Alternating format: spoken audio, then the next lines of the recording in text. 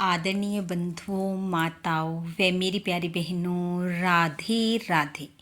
आप सभी का हमारे YouTube चैनल जीवन की धारा पर बहुत बहुत स्वागत है।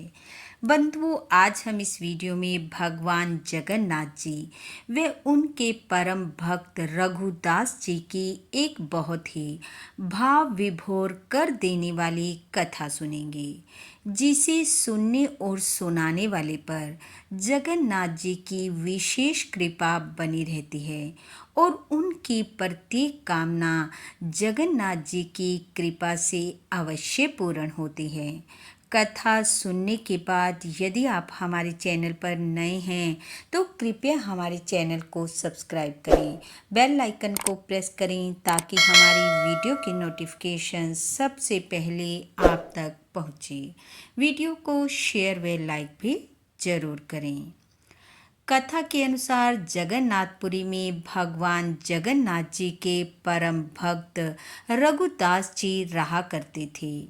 एक दिन रात्रि के समय भगवान जगन्नाथ जी रघुदास जी की कुटिया पर पहुँचे और जाकर कहा, रघुदास, आज मेरा मन कटहल खाने को कर रहा है। रघुदास जी बोले, भगवान, इतनी रात्रि को कटहल कहाँ से आएगा? आप जाकर विश्राम करें, सुबह होते ही कटहल आपकी सेवा में पहुँच जाएगा। जगन्नाथ जी बोले, आज मेरा मन कटहल को चुरा कर खाने को कर रहा है, जैसे बचपन में मैं माँ यशोदा से छुपकर गोपियों के घर से माखन चुरा कर खाता था और उस चुराए हुए माखन का आनंद ही कुछ और होता था।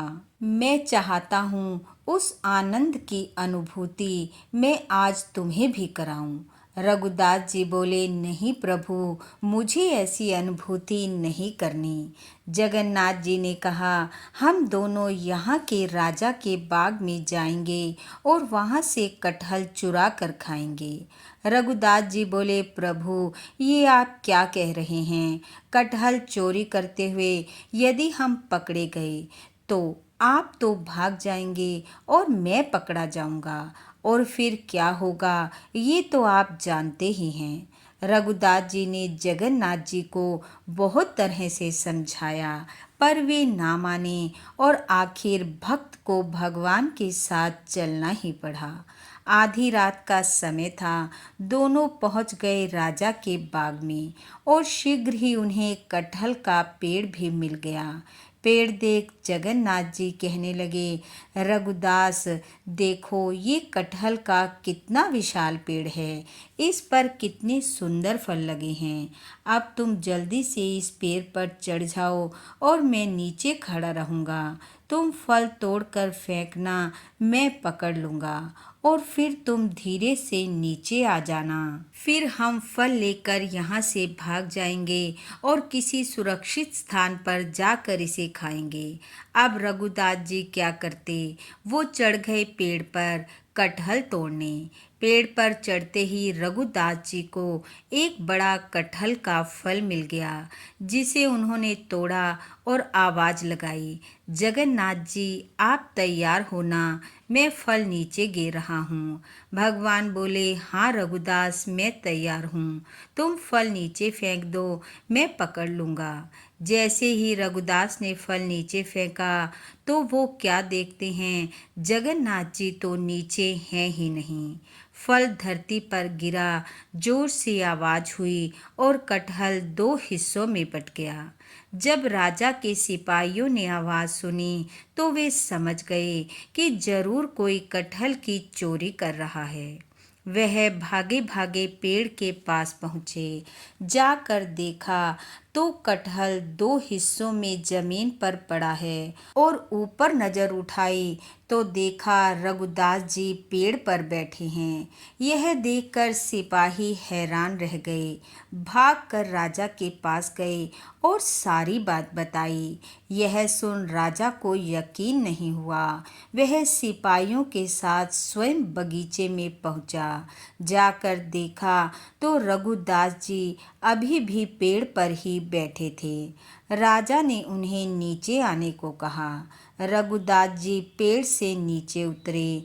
तब राजा बोला, मेरे प्रिय गुरु रघुदास जी, यदि आपकी इच्छा कटहल खाने की थी तो आप मुझे कह देते, मैं ये फल आपकी कुटिया में भिजवा देता। आपने इतनी तकलीफ क्यों की? यह सुन रघुदास जी ने सारी घटना राजा को ज्यों की त्यों बतला दी कि किस प्रकार जगन्नाथ जी ने उन्हें चोरी करने के लिए मनाया था। अब पकड़े जाने पर स्वयं तो भाग गए और मुझे पकड़वा दिया। यह सुन वहाँ उपस्थित राजा और सिपाही सभी मंद मंद मुस्कुराने लगे और सभी ने रघुदास जी और जगन्नाथ जी की लीला का भरपूर आनंद लिया। राजा भाव विभोर होता हुआ रघुदास जी के चरणों में पड़ गया और कहने लगा, क्या जगन्नाथ जी को मेरे बगीचे के कटहल इतने प्रिय हैं कि उन्हें यहाँ तक आना पड़ा? अब मैं उन्हें ऐसी तकलीफ कभी नहीं दूंगा। और राजा ने वह बगीचा जगन्नाथ जी के नाम कर दिया और आज भी जगन्नाथपुरी में जगन्नाथ जी को उसी बगीचे का कटहल भोग के रूप में चढ़ाया जाता है। बोलो जगन्नाथ भगवान की जय।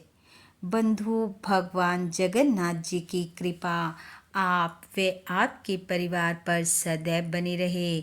आपका घर आंगन खुशियों से महकता रहे। इन्हीं शुभकामनाओं के साथ आप सबका बहुत बहुत धन्यवाद। राधे राधे।